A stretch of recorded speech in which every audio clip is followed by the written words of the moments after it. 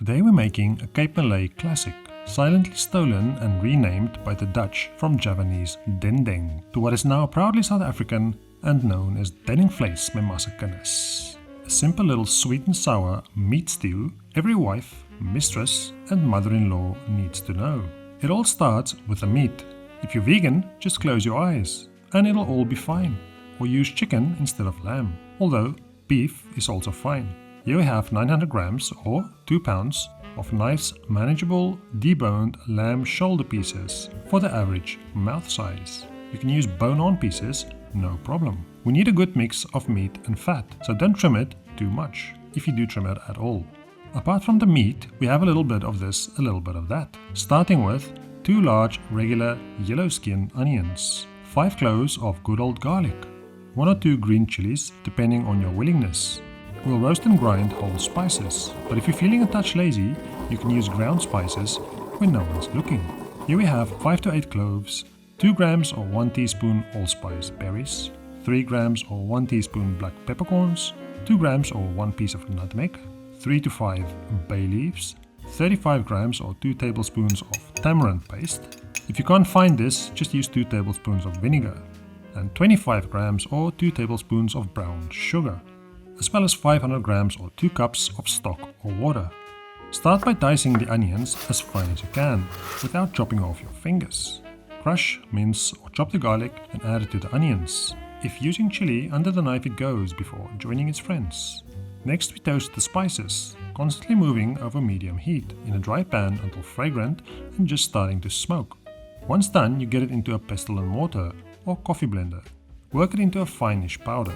You don't want any rough bits in there, as those can lead to either love gaps or unpleasant arguments. Avoiding problems are easier than dealing with them. Get your pan back on the heat and salt your meat. Add a touch of your favorite oil.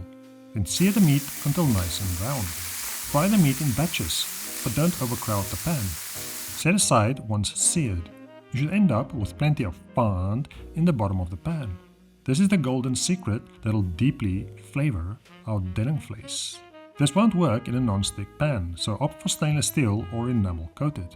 In goes a touch more oil, followed by onions, garlic and chili. Salt it straight away to help release the juice. Plus, it's also clever to season as you go. Fry the mix and gently scrape the pan with a wooden spoon, picking up all the bits until the onions are completely soft. Add the tamarind paste, sugar, spices and bay leaves, followed by the fried meat along with any juices that might have been left in the bowl.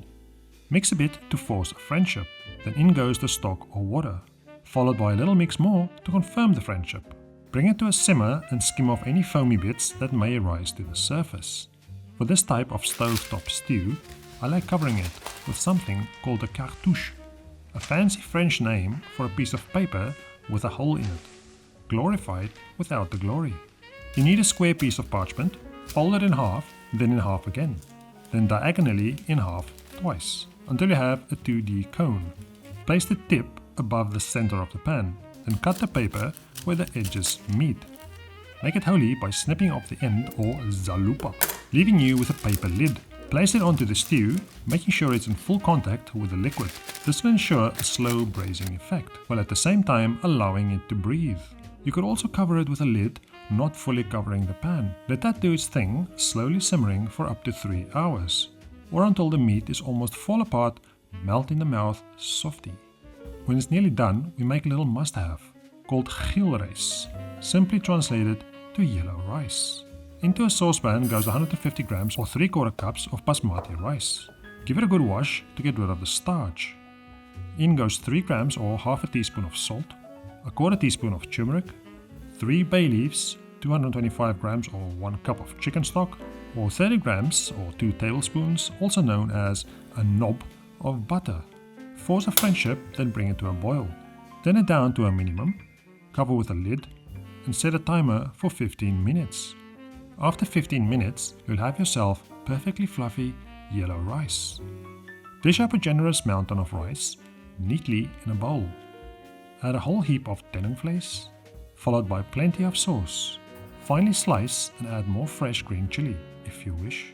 And before it's too late, all that's left to do is go live a happy life.